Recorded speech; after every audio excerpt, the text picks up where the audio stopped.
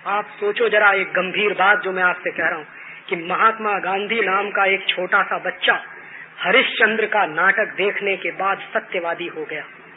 तो हरिश्चंद्र का नाटक उस बच्चे के दिमाग पर इतना गहरा असर करता है कि जिंदगी भर सत्य और अहिंसा की बात करने वाला हो गया। तो जो बच्चे 30,000 बार मर्डर देख रहे हैं, 70-72,000 बार रेप केसेस देख रहे हैं, वो क्या बनने वाले हैं? विदेशी कंपनी वालों को, विदेशी ताकत वालों को इस बात का डर है कि हिंदुस्तान की माटी में ऐसी कुछ खासियत है कि यहाँ कोई भगत सिंह हो जाता, कोई चंद्रशेखर हो जाता, कोई उधम सिंह हो जाता, कोई विवेकानंद हो जाता, कोई दयानंद हो जाता, कोई कुछ हो जाता। ये माटी की खासियत है। ये माटी कभी वीर विहीन नहीं रही है। हजारों साल से इस देश का यही इतिहास है। तो उनको डर लगता। तो उस डर को उन्होंने खत्म करने के लिए जानते हैं क्या किया?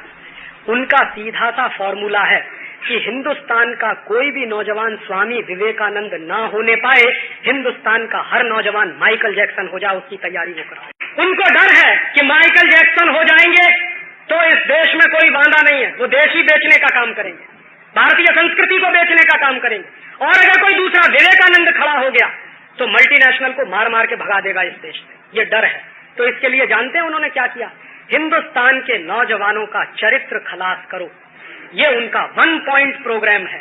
और इस 1 पॉइंट प्रोग्राम के लिए वो GTV लेकर आए हैं, CNN लेकर आए हैं, स्टार टीवी लेकर आए हैं, प्राइम स्टार आया है, प्लस 21 आ गया है, वगैरह वगैरह 14-15 टेलीविजन चैनल इस देश में है। और रात दिन उन सारे टेलीविजन चैनलों पर जो कुछ दिखाया जाता है वो मनोरंजन नहीं है, वो मेरे और आपके चरित्र को बर्बाद कर देने का एक साधन है। घर घर में केबल कनेक्शन, घर घर में डिश एंटीना, और जिसके भी घर में घुसो पूछो कि भाई क्या करते हो, तो कहते हैं राजीव भाई दिन भर काम करते हैं, थक जाते हैं, तो कुछ तो मनोरंजन चाहिए। तो ठीक है मनोरंजन करो। तो क्या करते हैं मनोरंजन? छोटे छोटे बच्चे बैठे, उनके साथ उनके मम्मी पापा बैठे, उनके साथ उनके दादा दादी बैठे, उनके साथ उनके नाना नानी बैठे, 3-3 पीढ़ियां एक साथ बैठी है। और टेलीविजन पे क्या चल रहा? ATN पर क्या आता है? चोली के पीछे क्या है? चीज बड़ी है मस्त मस्त। और आप मुझे अपने दिल पे हाथ रख के कहो कि चोली वाला गाना सुनकर आपका मनोरंजन होता है या कुछ और होता है? चीज बड़ी है मस्त मस्त वाला गाना सुन के आपका मनोरंजन होता है या कुछ और होता है? और ये बात मैं खासकर नौजवानों से और बच्चों से कह रहा हूं कि तुम जरा अपने दिल पे हाथ रख के मुझे बताओ कि अगर मान लो मेरे सामने मेरी मां खड़ी, तुम्हारे सामने तुम्हारी मां खड़ी है, और टेलीविजन पर गीत आता है तेरी चोली के पीछे क्या है, अपनी मां से पूछने की हिम्मत है तेरी चोली के पीछे क्या है? मान लो हमारे सामने हमारी बहन खड़ी जो हर साल मेरी कलाई पे राखी बांधती है और मेरे लिए दुआएं करती है भगवान से, वो बहन मेरे सामने खड़ी है और गीत आ रहा हो तू चीज बड़ी है मस्त मस्त। अपनी बहन से ये पूछने की हिम्मत है तू चीज बड़ी है मस्त। और जो गीत हम हमारी माँ के सामने नहीं गा सकते, जो गीत हम हमारी बहन के सामने नहीं गा सकते, वो गीत इस देश के बच्चों को क्यों दिखाए जाते? जो गीत लिखने वाले हैं उनके बारे में तो मैं मान सकता हूं कि उन्होंने आत्मा बेचा है, शरीर बेचा है, सब कुछ बेचा। जो ऐसा गीत लिखते हैं, भगवान उनकी आत्मा को जितनी जल्दी शांति दे उतना अच्छा। लेकिन उससे ज्यादा जो मुझे दूसरा गुस्सा आता है कि घर घर में जहां अभी भी भारतीय संस्कृति की बातें कही जाती हैं, जिस देश में मुझे बचपन से यह सिखाया गया यत्र नार्यस्तु पूज्यन्ते रमन्ते तत्र देवता, अभी उसी देश में मुझे कोई कहता है तू चीज बड़ी है मस्त मस्त। अभी उसी देश में कोई कहता है मुझे कि चोली के पीछे क्या। और इस देश में संस्कृति का कबाड़ा हो गया है। जब मैं देश के नौजवानों को ये गाते हुए सुनता हूं, मेरा दिल तो ये कहता है कि इस देश के नौजवानों को गाना चाहिए मेरा रंग दे बसंती चोला, लेकिन गा रहे हैं चोली के पीछे क्या है। ये संस्कृति का नाश हो रहा है, ये मनोरंजन नहीं हो रहा। और ये घर घर में आग लग रही है, सुलग रही है, अभी लगी नहीं है। जिस दिन घर घर में आग लगना शुरू हो जाएगी, आपसे देखा नहीं जाएगा कि आपके बच्चे क्या कर रहे हैं। और ये जो टेलीविजन आया है, ये दो ही चीजें दिखाता है, या तो सेक्स की वल्गैरिटी, या दिखाता है वायलेंस, मारामारी। और इतनी वायलेंस, इतनी मारामारी, इतनी वल्गैरिटी दिखाते हैं। आपको मालूम है, आपके ये छोटे छोटे बच्चे, ये छोटे छोटे नौनिहाल, जिनके बारे में आप कल्पना करते हो कि ये भविष्य में अच्छे डॉक्टर बनेंगे, ये अच्छे इंजीनियर बनेंगे, ये अच्छे साइंटिस्ट बनेंगे, क्या देखते हैं? और एक एक घर में जिनके यहाँ केबल कनेक्शन आ गया है, डिश एंटीना आ गया है। मैंने मेरे शहर में सर्वे कराया था इलाहाबाद में, सामान्यतः छोटा बच्चा एक दिन में 5 घंटे टीवी देखता, सामान्यतः। और होता क्या है, स्कूल से आया, बच्चा फेंका, टीवी चालू हो गया। अब उसकी अम्मा कहेगी कि बेटा खाना खाओ, तो टीवी के सामने। अम्मा कहेगी बेटा होमवर्क करो, तो टीवी के सामने। अम्मा कहेगी बेटा जाओ खेलने के लिए, कि नहीं जाएंगे क्योंकि चित्रहार आ रहा। पड़ोसी का बेटा आपके घर में नहीं आएगा, आपका बेटा पड़ोसी के घर में नहीं जाएगा। दोनों बैठे हुए टेलीविजन देख रहे हैं। बच्चे खेलना कूदना भूल गए हैं, आपस की उनकी जो धीरा मुष्टि होती थी वो भी भूल गए, थोड़ी दौड़ भाग करते थे वो भी भूल गए, टीवी से चिपक कर बैठे। और ये टीवी का आकर्षण कितना जबरदस्त होता है। बच्चों को छोड़ दीजिए, बड़ों की बात कर रहा हूं कि एक बार अगर चालू हो जाए और आपको दिख रहा है कि ये दृश्य हमको बराबर अच्छा नहीं लगता है, आपकी हिम्मत नहीं होती कि उठ के उसको बंद कर दें, इतने गुलाम हो जाते हैं। ये टेलीविजन का जो आक्रमण है वो इतना जबरदस्त होता है कि अच्छे खासे विवेक वाले व्यक्ति, अच्छे खासे तर्क शक्ति रखने वाले व्यक्ति बराबर देखते हैं कि जो कुछ देख रहे हैं वो ठीक नहीं है, लेकिन इतनी हिम्मत नहीं होती कि उठ के उसको बंद कर दें, इतने गुलाम हो जाते हैं, इतना जबरदस्त आक्रमण होता है। और रात दिन उस पर जो आपके बच्चे देखते हैं, मैंने कुछ कैलकुलेशंस किए कि एक 3 साल का बच्चा जब टीवी देखना शुरू करता है और एक दिन में उसके घर में अगर केबल कनेक्शन है और 12-13 चैनल्स अगर उसके घर में उपलब्ध हैं, तो प्रतिदिन 5 घंटे के हिसाब से वो बच्चा 20 साल की उम्र में जब पहुंचता है तो अपनी आंखों के सामने 33,000 हत्याएं देखता, मर्डर के देखता, 33,000 20 साल की उम्र तक पहुंच गए। और लगभग 72,000 टाइम्स वो बच्चा रेप केसेस देखता है या मोलेस्टेशन के केसेस देखता है। आप सोचो जरा एक गंभीर बात जो मैं आपसे कह रहा हूं कि महात्मा गांधी नाम का एक छोटा सा बच्चा हरिश्चंद्र का नाटक देखने के बाद सत्यवादी हो गया। तो हरिश्चंद्र का नाटक उस बच्चे के दिमाग पर इतना गहरा असर करता है कि जिंदगी भर सत्य और अहिंसा की बात करने वाला हो गया। तो जो बच्चे 30,000 बार मर्डर देख रहे हैं, 70-72,000 बार रेप केसेस देख रहे हैं, वो क्या बनने वाले हैं? आप उम्मीद करोगे कि हमारा बच्चा बड़ा साइंटिस्ट बनेगा, इंजीनियर बनेगा। मैं आज आपको लिख कर दे सकता हूं कि आपका बच्चा हो सकता है गली का डॉन बने, माफिया बने। और यही बालक जो रात दिन टेलीविजन पे वल्गैरिटी देखेगा, ऑब्ससीनिटी देखेगा, तो आप देखोगे कि उम्र के एक दौर में पहुंचकर सड़क के किनारे खड़े हो जाएगा।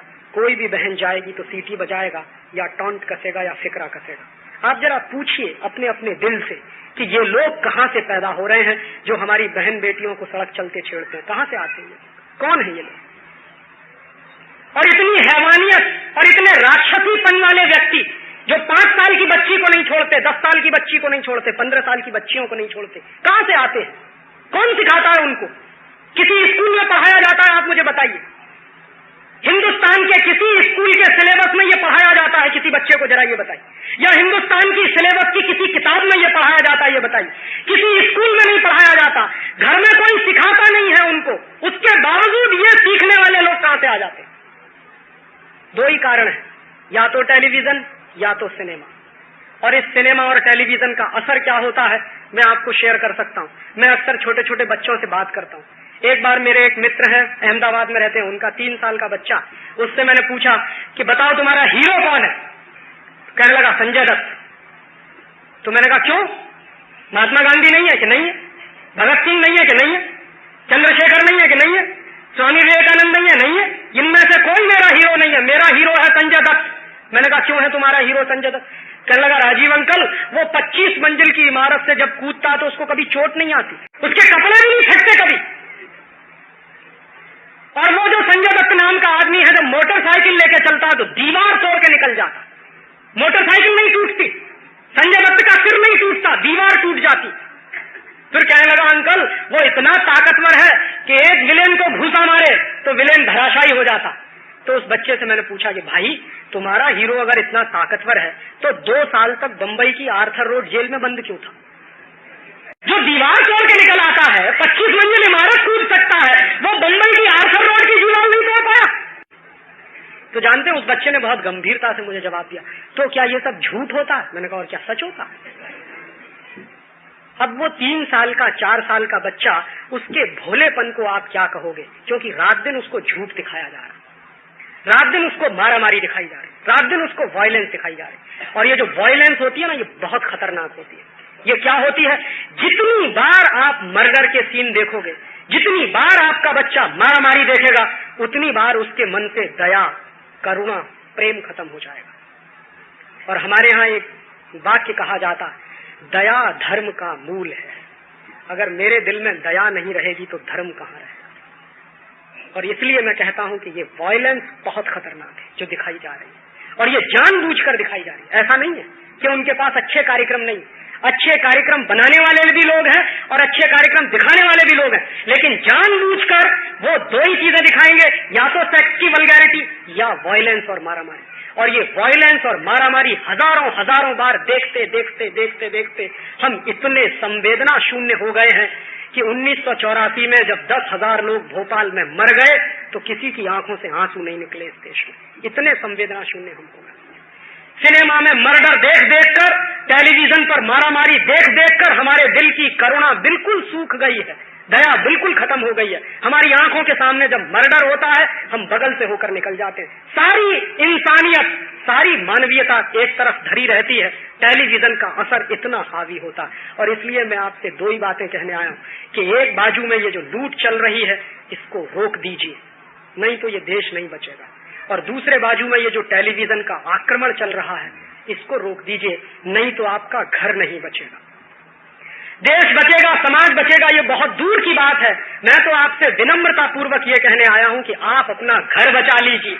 देश बचाएंगे, समाज बचाएंगे, दूर की बातें हैं, पहले आप अपना घर बचा लीजिए। और घर बचाने की बात इसलिए कह रहा हूं कि हर मम्मी पापा के लिए अपना बेटा या बेटी दुनिया का सबसे लाडला व्यक्ति होता है, और उसी को आपने झोंक दिया है उन दरिंदों के सामने, उन भेड़ियों के सामने जो जानते नहीं है मानवीयता क्या होती है, इंसानियत के गुण क्या होते हैं। ये घर घर में जो डिश एंटीना आ गया है, घर घर में ये जो केबल कनेक्शन आ गया है, और इसकी वजह से ये जो होड़ लग गई है कि मेरे पड़ोसी के घर में ये है तो मेरे घर में नहीं है। और जानते हैं ये सिखाता क्या है? आप जरा इसको गंभीरता से समझिए कि ये कितनी खतरनाक चीज है। टेलीविजन आपको सिखाता है घर की बढ़े शान, पड़ोसी की जले जान, नेबर्स एनमी ओनर्स प्राइड। इसका माने जानते हैं क्या? कि आपके घर की शान तब बढ़ेगी जब पड़ोसी की जान जलेगी। आपका धर्म क्या कहता है? पड़ोसी से प्यार करो। टेलीविजन कहता है पड़ोसी की जान जलाओ। और जिस दिन दिमाग में मेरे जैसे किसी आदमी के ये बैठ जाता है ना, मैं आपको बता रहा हूं, हम सब परेशान है ना, करप्शन करप्शन करप्शन। ये करप्शन की मां कौन है?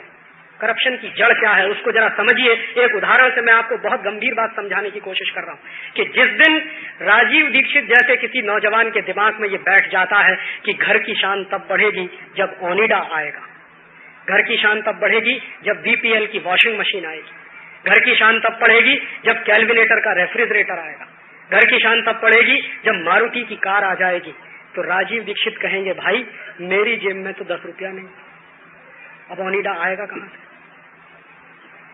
तो मेरे जैसा ईमानदार आदमी जिसके दिमाग में आपने ये डाल दिया कि घर की बढ़े शान और पड़ोसी की जले जान, ओनिडा टेलीविजन, मैं देखता हूं मेरी जेब में तो 10 रुपया नहीं है, ओनिडा टेलीविजन के लिए तो 17,000 रुपया चाहिए, तो रात दिन मेरे दिमाग में ये घन चक्कर शुरू हो जाएगा। घर की शान बढ़ाइए, पड़ोसी की जान जलाइए। और एक दिन ऐसा आएगा कि राजीव दीक्षित 17,000 रुपए के लिए अपनी आत्मा को बेच देंगे, देश को बेच देंगे, क्योंकि ओनिडा लाना है खरीद कर।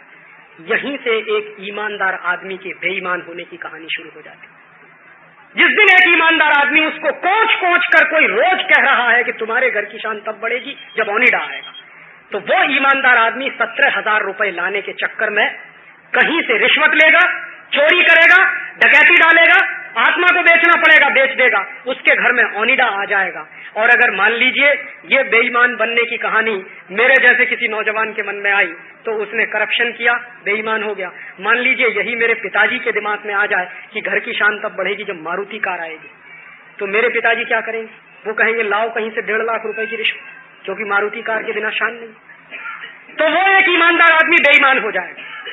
और मान लीजिए यही कहानी मेरी अम्मा के मन में बैठ गई कि घर की शान तब बढ़ेगी जब ओनिडा आएगा, घर की शान तब बढ़ेगी जब वीपीएल की मशीन आएगी। तो मेरी अम्मा तो कहीं नौकरी करती नहीं, मेरी अम्मा तो कोई बिजनेस करती नहीं, वो बेचारी सीधी सादी हाउस वाइफ है। तो जानते हैं वो क्या कहेगी? अब इस लड़के की जब शादी करेंगे तो दहेज मिलेंगे।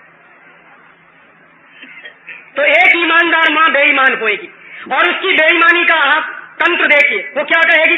देखिए साहब, हमको कुछ नहीं लेना देना, जो देना अपनी बेटी को दीजिए। और मालूम है कि सब कुछ लेके बेटी उसी के घर में आने वाली। एक बाजू में कहेगी हमको कुछ नहीं लेना देना, दूसरे बाजू में कहेगी वीपीएल की मशीन दे दो, ओनिडा का टेलीविजन दे दो, मारुति की कार दे दो। क्यों दे दो साहब? अरे इस लड़के को इंजीनियर बनाया है, लाखों रुपया खर्च किया है, इन्वेस्टमेंट किया है, वो वसूलेंगे कि नहीं वसूलेंगे? और उसके बाद पता चलेगा कि घर में सारा सामान आ गया, लेकिन एक टेलीविजन अगर नहीं दे पाया तो आने वाली लड़की को जिंदा जला देंगे हम दहेज के लिए। ये इसी देश में मैंने देखा, कहीं नहीं देखा। टेलीविजन के लिए एक जीती जागती महिला को हम जिंदा जला दें, इससे ज्यादा संस्कृति की निकृष्टता कोई हो नहीं सकती। और तब मुझे आग लग जाती है दिल में कि शायद हमारे समाज में अब किसी जीती जागती बहन से ज्यादा कीमत टेलीविजन की हो गई है। और जब से ये कीमतें लगना शुरू हो गई हैं, तब से आप देखिए अखबारों में कोई दिन बाकी नहीं जाता जब दहेज के लिए किसी की हत्या न होती। और अब स्थिति बहुत भयावह हो गई है। अब तो ये पता चल जाए कि गर्भ में पलने वाली बेटी है तो पहले ही एम्ब्रियोसिंथेसिस कराओ और साफ कर दो। गर्भ में से बाहर आ जाए, पैदा हो जाओ, उसके बाद मारे तो हत्या है, और गर्भ के अंदर ही मार दे तो एबॉर्शन। ये अजीब कानून है इस देश में कि गर्भ से बाहर निकले कोई बच्चा, उसकी करें तो हत्या, और गर्भ के अंदर अगर हम मार दें तो एबॉर्शन। और मैं गारंटी से कहता हूं आपसे, आप इसको देख लीजिए, मैंने मेरे शहर में सर्वे किया, जितने एबॉर्शन के केसेस होते हैं उनमें 99% केसेस बच्चियों के होते हैं, महिलाओं के होते हैं, क्योंकि बच्ची है गर्भ में, इसलिए इसको मार दें। उसके नतीजे जानते हैं क्या हो रहे हैं? एक बाजू में दहेज हत्या के लिए मार रहे हैं, दूसरे बाजू में एबॉर्शन के पहले एबॉर्शन कराओ और लड़कियों को खत्म कर दो। धीरे धीरे हिंदुस्तान में महिलाओं की संख्या पुरुषों से कम होती जा रही है। और एक दिन ऐसा आएगा जब हिंदुस्तान में 1000 भाइयों पर 500 बहनों की संख्या रह जाएगी। आप जरा कल्पना करिए कि इस समाज का होगा क्या? कौन सी बास्टर्ड सोसाइटी में हम कन्वर्ट होने जा रहे हैं। और हमने कुछ अजीब परिभाषाएं बनाई हैं, हमने इतिहास में पढ़ा है, हमको किसी ने बताया है कि पुराने जमाने में लड़कियों की हत्या कर देते थे तो हम उनको राक्षस मानते हैं। आज के जमाने में ये जो सफेद सफेद चोगा पहनकर डिग्रियां लेकर जो बच्चियों की हत्या करते हैं उनको हम डॉक्टर कहते हैं, वो राक्षस नहीं है। और अगर यही चलता रहेगा तो आप इस समाज को बचा नहीं पाएंगे। इसलिए मैं आपसे निवेदन करने आया हूं, 2 निवेदन करने आया हूं। एक तो ये कि इस देश को जो लूट रहे हैं, इससे इस देश को बचाइए, और इस देश की लूट से इस देश को बचाने का काम आप ही करोगे, राजनीतिक पार्टियां नहीं करने वाली हैं, क्योंकि राजनीतिक पार्टियां तो देश बेचने में लगे।